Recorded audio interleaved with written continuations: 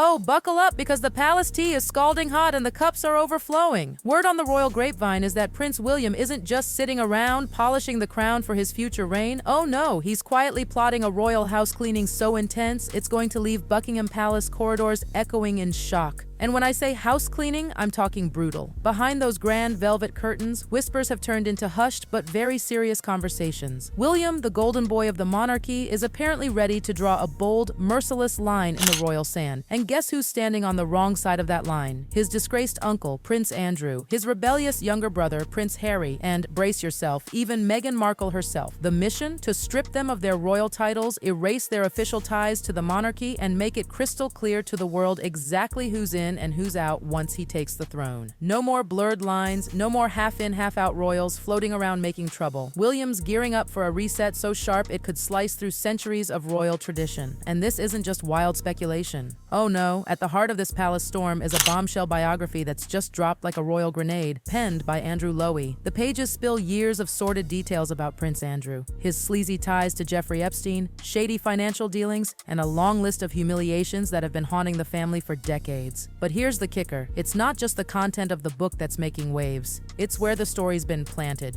The monarchy-friendly Daily Telegraph, yes, the paper that's usually all about protecting the crown, ran a huge feature called Prince No More.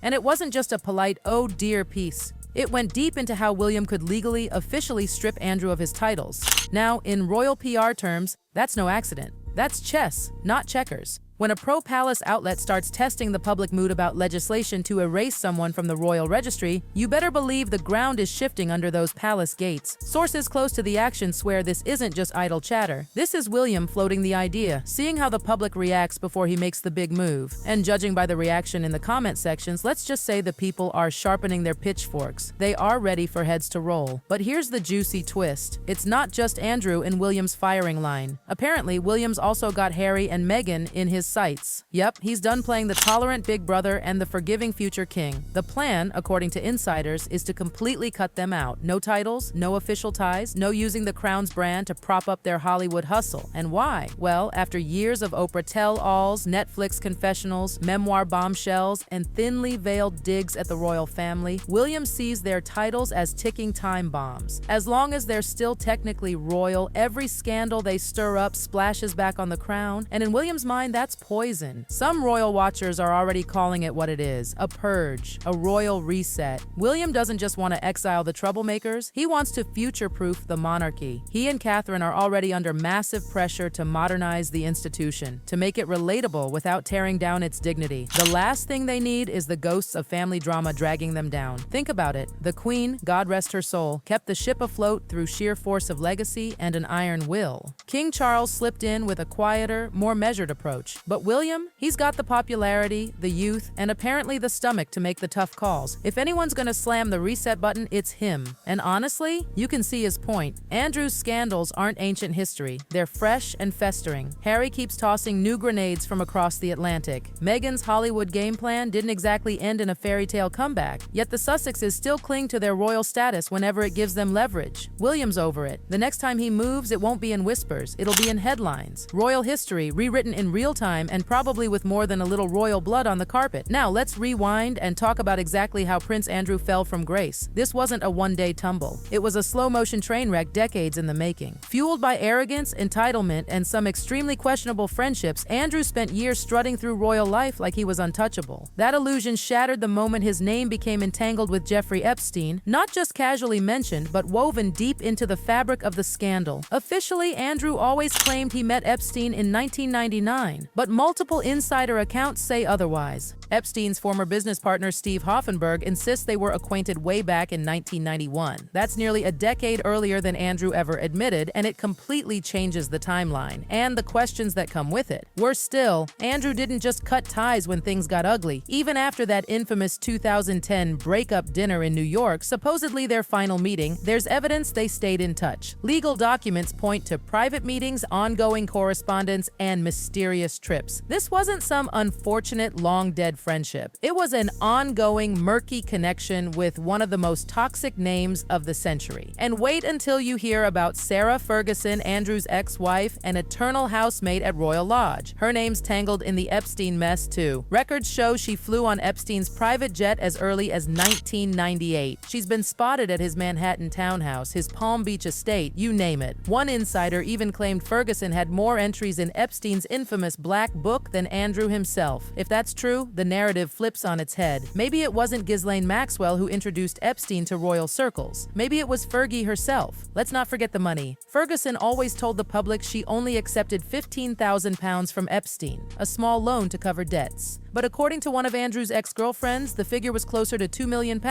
That's not a loan. That's a flashing red flag for the kind of financial deals happening behind palace doors. And now, panic.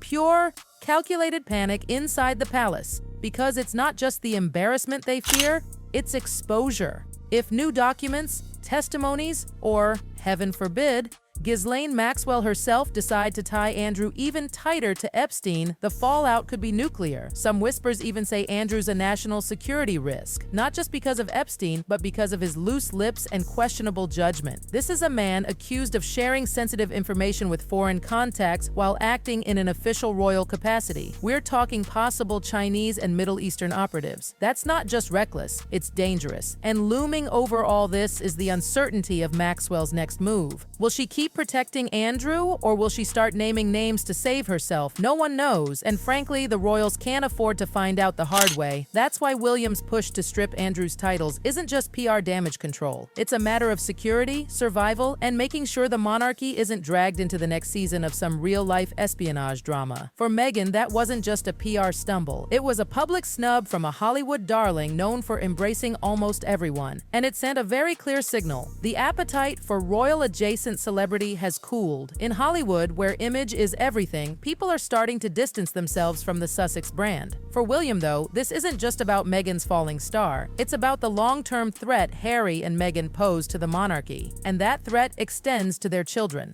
According to insiders, William is adamant that Archie and Lilibet should not hold on to royal titles they will never actively use. Why? Because titles are power, and in the wrong hands, especially hands across the Atlantic, they become tools for leverage. Imagine 20 years from now, a new wave of tell-all books, podcasts, and reality shows, all bankrolled by the allure of Prince Archie or Princess Lilibet. For William, that's a nightmare scenario. He doesn't want another generation dangling the royal name like a golden key to fame and fortune. This isn't about petty revenge. This is about clearing the stage. William's not interested in inheriting a circus. He wants a streamlined, scandal-free monarchy ready to face the modern world. No freeloaders, no rogue royals, no side hustles trading off the family name, and make no mistake, when William makes his move, it won't be in the shadows. It'll be loud, deliberate, and impossible to walk back. The tabloids will explode, social media will melt down, and royal history will take a sharp turn. Picture it, a public announcement, perhaps even a formal statement from the palace making it clear that certain titles have been revoked in the interest of the crown and the nation. Andrew's Order of the Garter? Gone. Harry and Meghan's Duke and Duchess titles? Erased. Archie and Lilibet's Prince and Princess designations? Stripped before they can ever cash in on them. It'll be a moment of pure royal theater, but behind the drama, it will be William drawing a clear, unshakable boundary for the first time in decades. Because here's the truth the palace won't admit publicly. There have been too many second chances. Andrew got them. Harry and Meghan got them.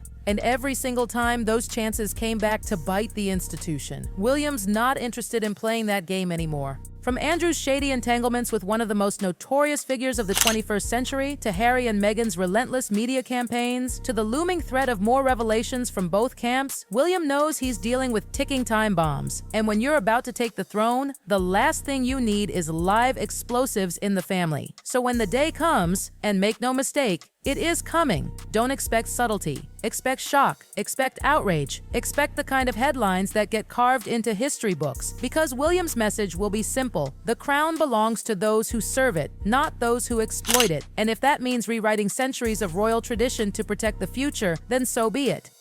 Then so be it.